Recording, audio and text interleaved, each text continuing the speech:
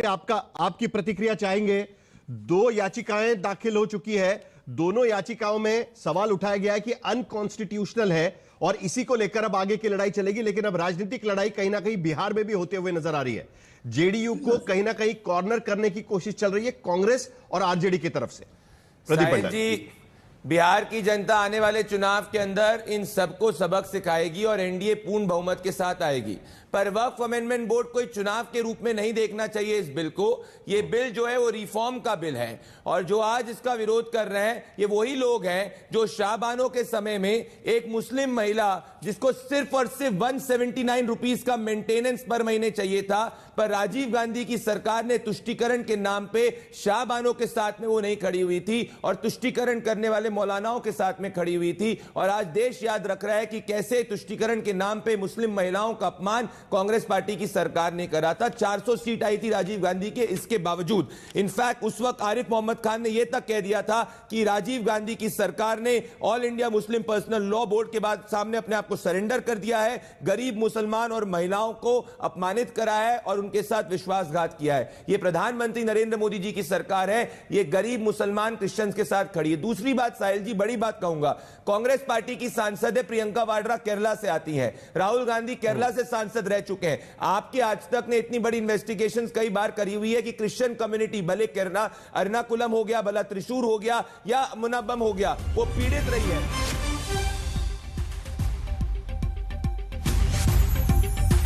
चलिए, लेकिन इस वक्त आपके जो बाकी सहयोगी दल है उनमें किस तरीके से होड़ मची हुई है वो आपको दिखा देते हैं। जरा एक मिनट, एक छोटी सी ब्रेकिंग आपको बता दें। वक्फ बिल के समर्थन को लेकर आरएलडी में भी नाराजगी हो चुकी है। आरएलडी के प्रदेश महासचिव शहजेब रिजवी का इस्तीफा हो चुका है। जयंत चौधरी ने वक्फ बिल का समर्थन किया था, झोली भरकर वोट दिया, उन्होंने साथ नहीं दिया, रिजवी कह रहे हैं यहां पर। प्रदीप भंडारी, आपको तो तकलीफ नहीं होगी, आपका एजेंडा तो बड़ा क्लियर है, लेकिन जेडीयू, आरएलडी, टीडीपी, इनके नेता एक के बाद एक प्रतिक्रिया दे रहे हैं। आपके सहयोगी पार्टियों को ज्यादा तकलीफ हो रही है। साहिल जी, ये तो तभी पता और जेडीयू के एक ना और मुस्लिम नेता का इस्तीफा आ चुका है, राजीव रंजन जी। तबरेज हसन ने पार्टी से इस्तीफा दे दिया है। जेडीयू के कोई नेता है तबरेज हसन, उन्होंने इस्तीफा दिया है। प्रदीप भंडारी, मैं कह रहा हूं राजीव जी, इस्तीफा किसी को देना है नहीं देना है ये उनका अधिकार है। कई ऐसे नेता हैं जिन्होंने इस्तीफा दिया है, वो 4 पार्टियां बदल चुके हैं और अगर इनको लगता है कि जनता इनके साथ में तो इंडिपेंडेंट कैंडिडेट के रूप में चुनाव लड़ सकते हैं। चुनाव जब आएगा वो देखेंगे। पर अभी हम बात कर रहे हैं क्या ये बिल जो है वो कॉन्स्टिट्यूशनल है, क्या ये देश के गरीब मुसलमान और क्रिश्चियंस के पक्ष में ये है। कई जगह भोपाल हो गया, लखनऊ हो गया, दिल्ली हो गया, मुसलमानों ने पक्ष में भी समर्थन किया है। मुसलमानों ने कहा है कि आना चाहिए। इनफैक्ट मेरे पास 1954 की डिबेट के अंश हैं जिसके अंदर कांग्रेस पार्टी के जो उस वक्त के मिनिस्टर थे एच.जी. हाजी, वो कह रहे हैं कि 1954 में बात कर रहा हूं, 1954 में, कि वक्फ बोर्ड जो है वो मिसमैनेजमेंट और इनएफिशिएंसीज है और यहां पे वक्फ प्रॉपर्टीज पे इंक्रोचमेंट होता है और मुतावली जो है वो पैसा मुसलमान समाज के भलाई के लिए नहीं डाल रहे। अब 70 साल तक अगर कांग्रेस पार्टी इसका सही नहीं कर पाई, अगर हम कर रहे हैं कॉन्स्टिट्यूशन को इंप्लीमेंट करते हुए, तो दिक्कत हो रही है। और बाबा साहेब अंबेडकर को आप भूल गए, जब बाबा साहेब अंबेडकर ने कहा था अपनी ग्रामर ऑफ अनार्की स्पीच के अंदर कि अगर कॉन्स्टिट्यूशनल मेथड्स हैं तो अनकॉन्स्टिट्यूशनल मेथड्स अप्लाई करना, जस्टिफिकेशन करना गलत है। तो आज ये लोग बाबा साहेब अंबेडकर के संविधान का भी अपमान कर रहे हैं। तो आज देश निर्णय करेगा, संसद से पारित हो चुका है। आगे चुनाव जब आएंगे, बिहार के अंदर अगर एनडीए को ऐतिहासिक बहुमत आएगी तो क्या आप मानेंगे कि जिन जिन लोगों ने इसका विरोध किया उनके पास जनता का समर्थन नहीं है? और अगर सुप्रीम कोर्ट इसको कॉन्स्टिट्यूशनल कहेगा तो क्या ये लोग गारंटी दे सकते हैं आलोक शर्मा मानना पड़ेगा के खिलाफ जाएंगे? इसके बावजूद अगर बिहार में आप हार जाते हैं नहीं अगर तो क्या मान लेंगे? प्रदीप भंडारी सवाल पूछ रहे हैं जी। वही वो हार जाते हैं और आप जीत जाते हैं, तो वही बात है। सारी चीजों को भूल जाना, दूसरे लोगों को कटघरे में खड़ा करने से सच्चाई नहीं छुप जाती।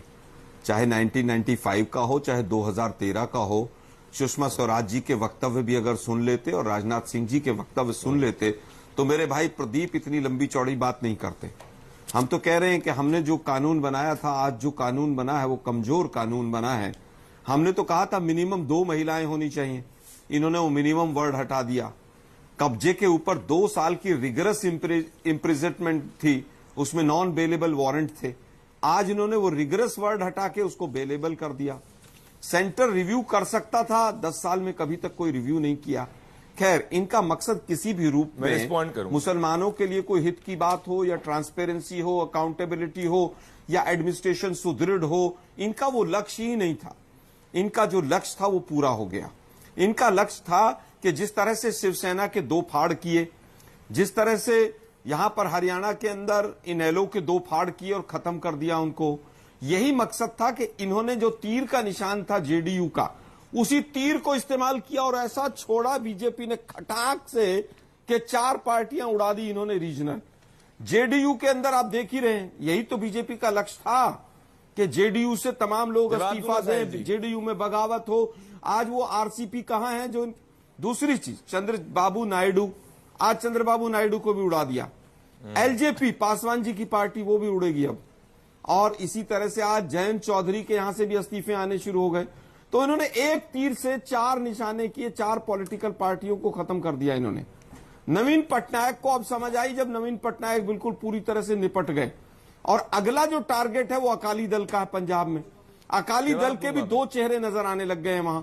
अकाली दल के 2 हिस्से करेंगे, एक हिस्से के साथ ये गठबंधन करेंगे बीजेपी वाले, और दूसरे पे ठीकरा फोड़ेंगे। तो इनका वक्फ से या वक्फ प्रॉपर्टी से कोई लेना देना नहीं था।